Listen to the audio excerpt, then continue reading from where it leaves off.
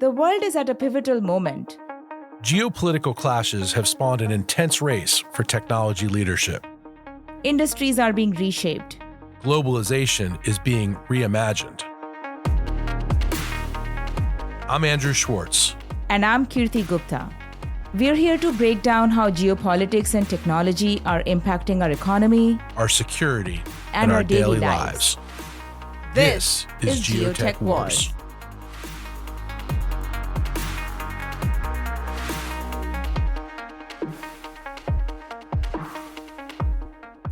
Welcome back, everybody, to the next episode of GeoTech Wars. And today I'm pleased to be joined with my dear friend and colleague, Brian Pomper. I've known Brian for a few years now, and he's an expert on international trade and intellectual property rights. He's currently a partner at the law firm Akin Gump, where he represents companies before Congress, White House, and federal agencies on a number of public policy matters.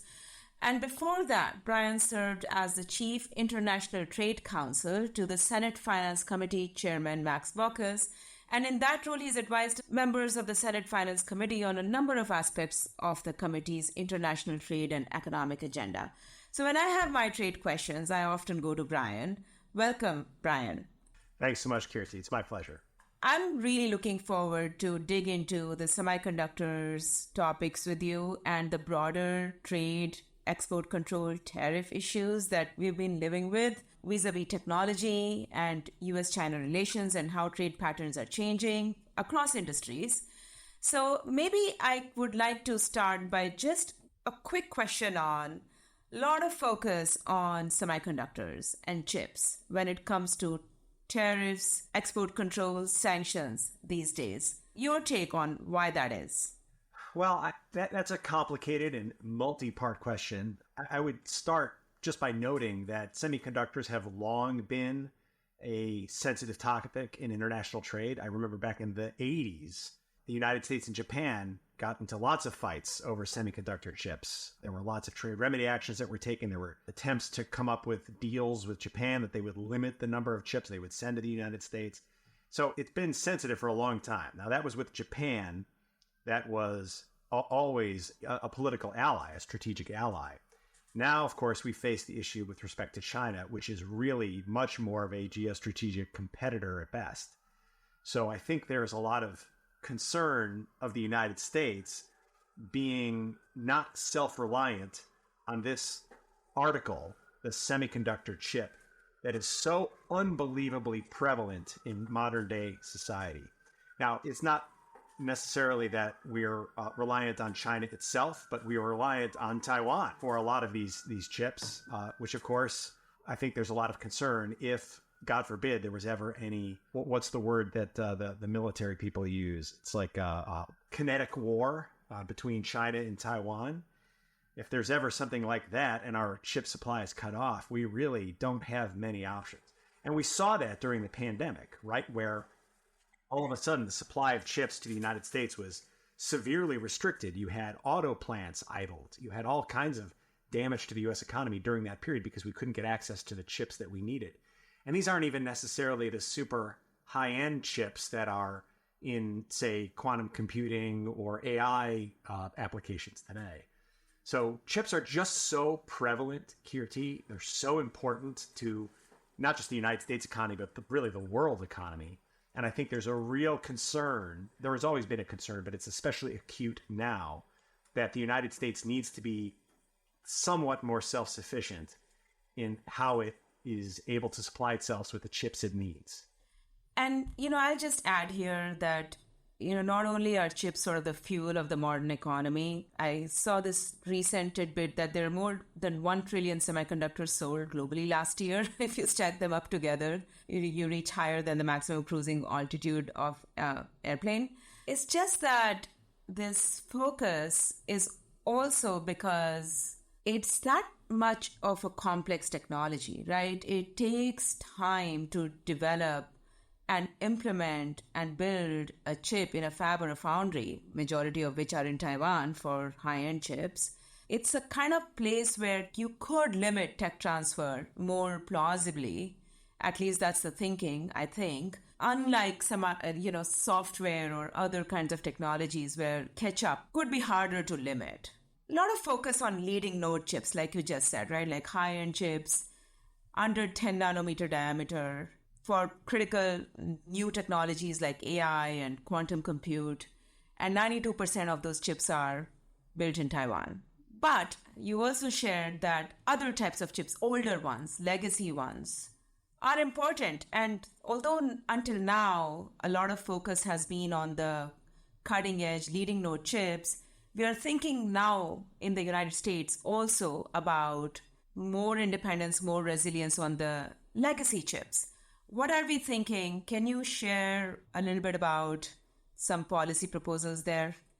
Sure. Well, I think your listeners may be quite familiar with the Section 301 tariffs that the United States imposed on China starting in 2018, a whole series of tariffs that were nominally because of the Chinese government's infringement of intellectual property and its innovation and policies.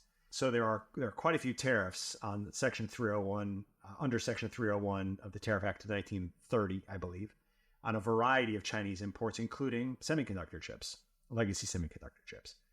I think the viewpoint of the U.S. government is that actually that has been pretty successful, supporting efforts in the United States to start manufacturing more of these chips here.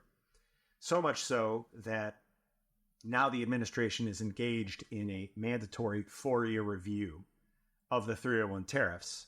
They're set to announce the outcome of that review here really anytime in the next few months. And the expectation is that the administration is going to increase the tariffs on legacy semiconductor chips coming from China because it has been perceived to be such a policy success. So I think that's something that we can see coming down the pike. Let me break it down, Brian, a little bit. So already, the US has outsourced a lot of production and manufacturing of these chips, like we discussed, to Taiwan for the leading edge. And then for the legacy, older technology, a lot of production in China and our dependence on China. But there's a reason for that, right? I mean, yeah, we should be building some resiliency for leading edge chips, but for the legacy, for the older technology, is also not a very profitable business to be in. It's not very economical for the US companies to be building 5-10-year-old older technology chips and selling them. So how are we going to overcome that natural barrier to competition and cost? I think we need to think a little bit more broadly than just economics. I think this was one of the lessons that came out of the pandemic supply chain issues that we faced, which is that supply chains were fairly attenuated. And when these constructs that we built out, these long supply chains, when they break down, we're left a little bit with our pants down. And I think that has really impacted the way policymakers think about all of these issues. How can we become, if not entirely self-sufficient, how can we become at least minimally self-sufficient in some of these areas? And like semiconductors in particular, given how critical they are to the U.S. economy. It's not a surprise to me that the CHIPS Act was passed after the pandemic. I think the whole idea of the CHIPS Act is to try to kickstart more of this industry here in the United States, kind of make it bigger, broader, stronger, so that we can be a little bit more self-sufficient. We don't find ourselves in the same kind of a situation that we did during the COVID supply chain crisis. So it's less about economics and more about national security in that respect. I totally agree. I guess, what I'm really trying to get at is how are we going to incentivize the companies to produce these older technology chips when it's hard for them to make economic sense, right? I know that there's thinking about, for example, putting some tariffs, some tax on imports of legacy chips from China so that the legacy chips that are made and manufactured in the United States have at least a fighting chance to compete in the marketplace. I would like to unpack that a little bit and see if you think that's something that can work and what are the challenges towards, that kind of approach.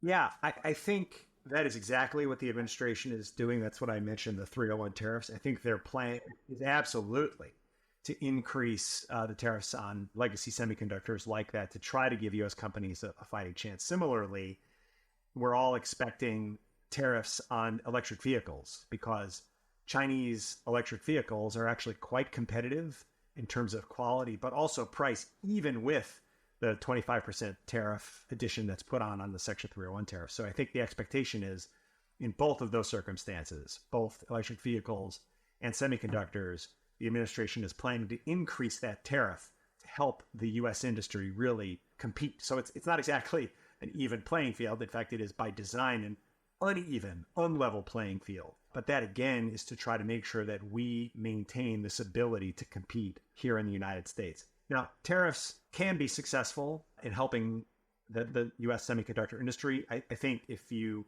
look at the report that the International Trade Commission did on the existing 301 tariffs we have on semiconductors, I think their view is that it has been somewhat of a success. So if we increase tariffs, maybe it will be more of a success. There's also, though, always, I think, a bit of a cautionary tale when you impose tariffs in the United States on a product coming from another country. What often happens, and we've certainly seen this in the case of the 301 tariffs on other products, the exporting country may just move to another country that doesn't have those tariffs.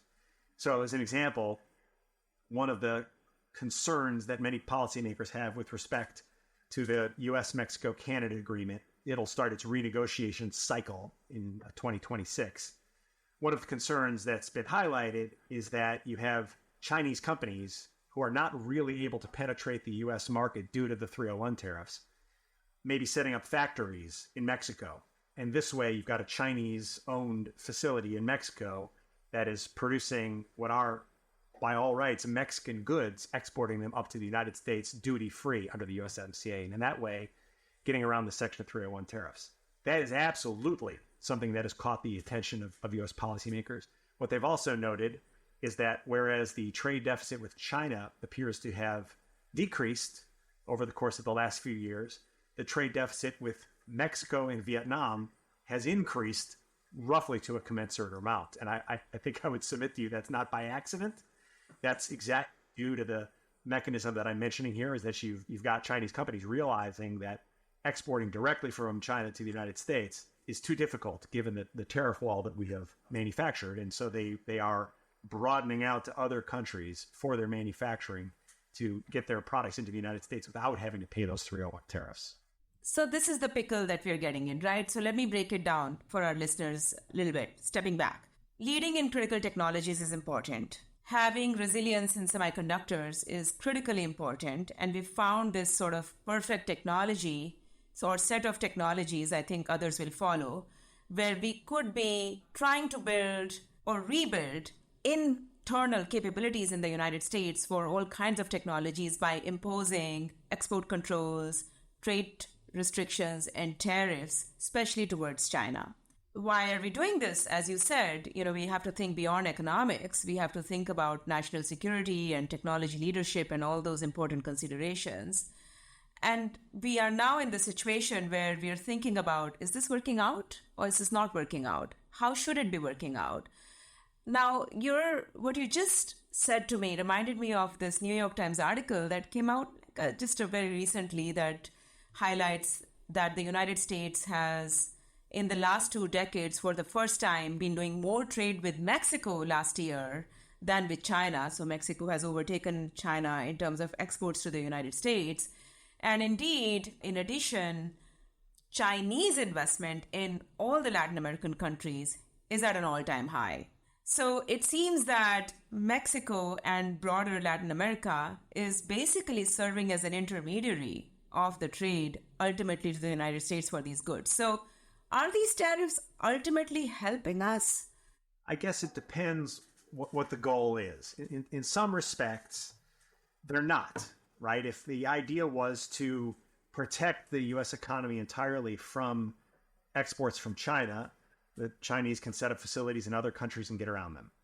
If the goal was to try to move away from dependency on Chinese exports per se, then maybe they have been successful, because you've heard this term friendshoring. The idea was, well, why don't we try to purchase more of these products from our allies rather than from a competitor like China. And in some respects, you could argue that's what's happening with respect to Mexico. And in many ways, from Mexico's perspective, this is exactly what the USMCA was intended to produce, was increased investment into Mexico to take advantage of the duty-free access that Mexican products have in the U.S. market. It just so happens that the Chinese are using it quite a bit. But it's not just the Chinese. You've got U.S. companies that have long moved manufacturing to the Mexican market in order to take advantage of lower wage rates, other items in Mexico, and then they can export duty-free. But I've actually heard quite a bit of discussion among other companies that whereas they might have wanted to expand their U.S. operations to take advantage of a growing market here, rather than expand here, they've expanded in Mexico precisely because they may have inputs they import from China that are subject to 301 tariffs. Rather than import inputs from China that face tariffs, they're just going to expand their operations in Mexico, import those inputs from China duty-free, and then export the finished product up to the United States duty-free. So the ultimate reliance on China doesn't really change in the supply chain. We've just shifted the flow of the overall supply chain through Mexico or Latin American countries from China. To some degree, that's certainly the case. There are other, the trade deficit with Vietnam increased as well, as I've mentioned, and there's some thought that some of that might just be due to U.S. companies sourcing their inputs from Vietnam as opposed to China. There's no question some of that has happened as well. But, tariffs, export controls, quotas, these things are mechanisms that the target of these measures often will seek to try to get around, and sometimes they can do so successfully. Can you give us some examples from history, Brian? You were telling me a little bit about, it's not the first time we've been here against, an economic competitor. Of course, in this case, there's much more of a story than economic competition with China.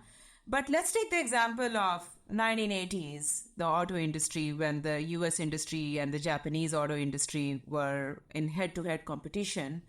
And there was, imposition of quotas for import of automobiles from Japan and lessons learned from history there. Yeah, that's my favorite example, Kirti. So it will not come as a shock or be unknown to your listeners that in the 1980s saw the import of lots of automobiles from Japan that really competed with the U.S. industry. And the U.S. auto industry really went through a slump as a result. Right around 1980 or so, thereabouts, the U.S. auto industry brought a trade remedy complaint against Japan, arguing that Japan was bringing these very low-priced autos into the United States, and as a result, the U.S. auto industry was being hurt. The U.S. agency, the International Trade Commission, rejected the complaint, arguing that it wasn't the fact that you had these Japanese autos being imported to the United States that was hurting the U.S. auto industry. It was the U.S. auto industry's inability to manufacture fuel-efficient cars that Americans wanted to buy that really hurt them, because this was the era of the oil embargo and gas prices had increased dramatically. That so infuriated policymakers that a senator from Missouri, John Danforth, introduced a bill that would put a quota on autos being imported from Japan. Now, the Japanese wanted to avoid that, and so they negotiated what was called a voluntary export restraint agreement with the United States. They agreed they'd only send a certain number of their autos to the United States. And what ended up happening was, because they only had a limited number that they could send, they ended up sending only the most profitable vehicles to the United States. And they could charge a lot because they were artificially restricting the number given the quota.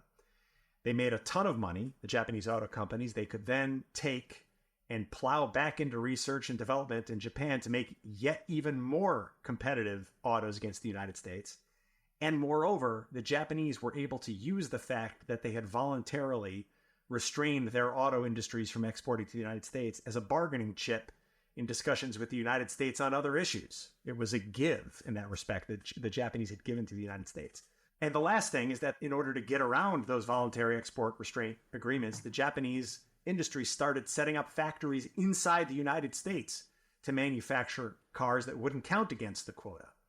And so by all accounts, I think the idea of the voluntary export restraints were a total and utter failure from my perspective, in terms of what they were clearly intended to do was to preserve the U.S. market for the U.S. auto industry at the time.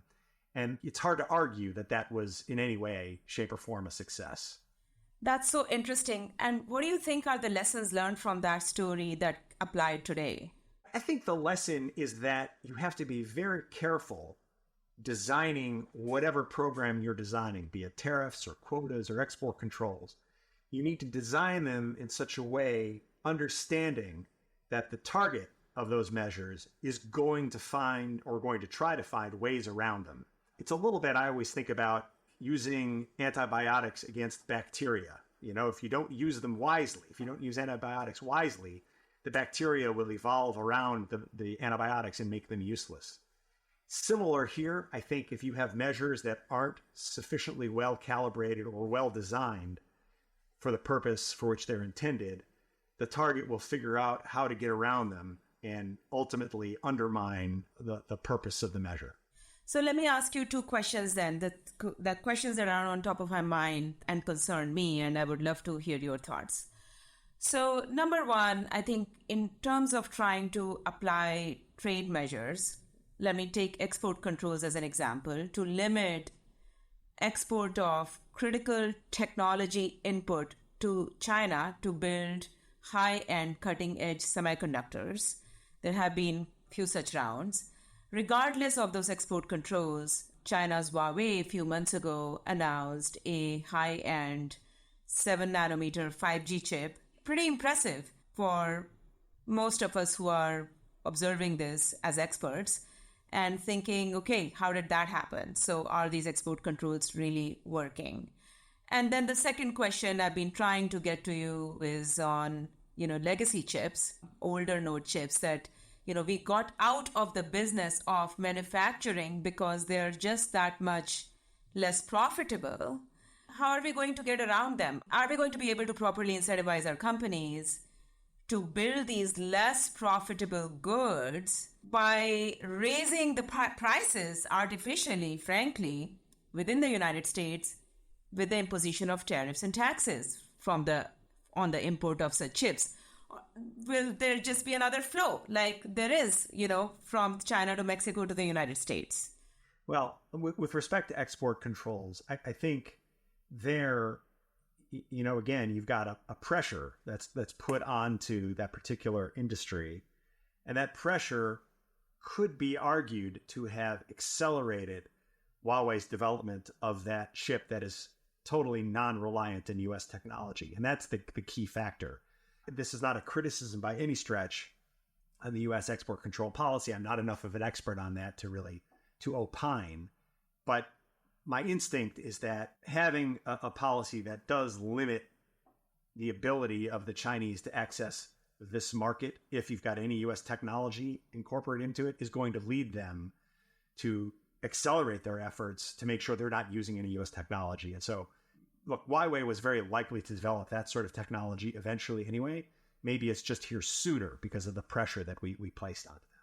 And in terms of how do we ensure that we can have a sufficient industry in the United States on legacy semiconductors, again, I'm not exactly an expert on the CHIPS Act, but I think that is certainly a large measure of what CHIPS Act is supposed to accomplish.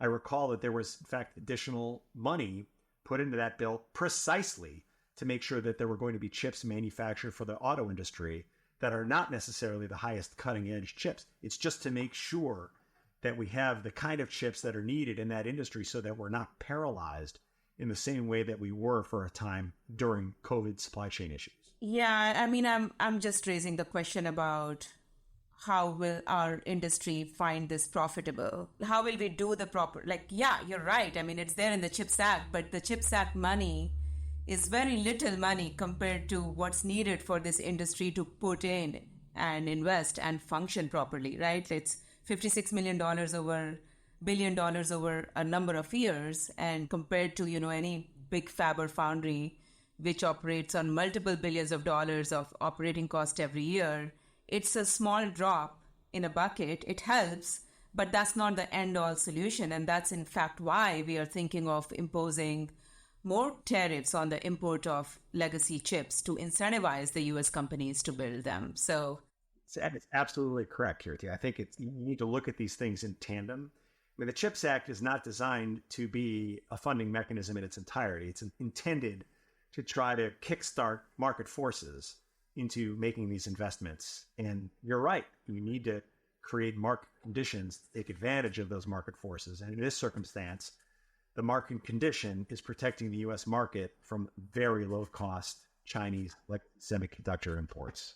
Now, there's a history behind these, these various kinds of tariffs. Where do you think this is going? Do you think other industries are likely to be affected? Well, anytime you have tariffs, there are unintended consequences, as I mentioned. And one of those unintended consequences is if we're going to really increase the cost of legacy semiconductors in the United States, that's going to impact the price competitiveness of downstream products that incorporate those semiconductors. Now, again, there are broader interests here at stake. There's the U.S. national security issues, this importance of making sure supply chains are closer to home. But we should be aware that downstream industries may themselves think, oh my gosh, I'm really hurt by these tariffs. I myself may need protection from foreign imports because now I'm less price competitive relative to the imports that use chips that aren't subject to these very high tariffs that the United States is imposing. This, of course, is exactly what happens in international trade and why you often think about trade policy for the last 80 years has been about trying to make sure that countries around the world don't raise tariffs, because it ends up being almost like a log rolling exercise. You raise tariffs here, well, we got to raise tariffs here. And if you raise tariffs here, well, then you got to raise tariffs here. And so there's been this pressure in the international trading system for decades to try to keep that from happening, because we've all long thought that was economically inefficient. I will say, I think we've now gotten to the point in trade history where we may be rethinking some of those foundational principles. Ambassador Tai, U.S. Trade Representative, just gave a speech in Geneva where she is for the 13th Ministerial Conference of the World Trade Organization. She just gave a speech where she was questioning how David Ricardo's theories of comparative advantage have really been at the centerpiece of trade policy all of these years. And while that's elegant, it is simplistic, I think is the word she used. And what I understand her to be saying is there may be more overarching policies that we need to take into account in international trade beyond merely economic efficiency. And in this regard, what we've been talking about, national security, is perhaps that overarching goal that in this regard trumps economic efficiency. And because of that, I think it's fair to say that many industries are facing or likely to face, more of these supply chain issues, questions about where to invest vis-a-vis tariffs, trade restrictions, export controls. In your consultations, what are beyond semiconductors, what are other industries that are going through this, phase of transition? Well, one hears ideas being thrown around. You heard quite a bit about active pharmaceutical ingredients is one that we've heard of, because there is, I think probably incorrect, but nevertheless an argument that we are overly reliant on Chinese manufacturers for active pharmaceutical ingredients in the United States. And I think that is just one example of many industries where the United States is thinking about this kind of slow decoupling from China as we see ourselves perhaps overly reliant on imports from China into our own supply chains. Thank you so much, Brian. I'm really looking forward to seeing how this all evolves this year. You said there are a few milestones coming up. And I think I would like to continue this conversation beyond semiconductors, thinking about how other industries are being affected and what's at play here for larger U.S. industry perspective. Thanks for your thoughts today, and I hope to bring you back soon. Many thanks, Kirti. I enjoyed it. Thank you for tuning into GeoTech Wars. You can listen to more episodes on Apple Podcasts, Spotify, or wherever you listen to great content. Don't forget to rate and review us. Until next time.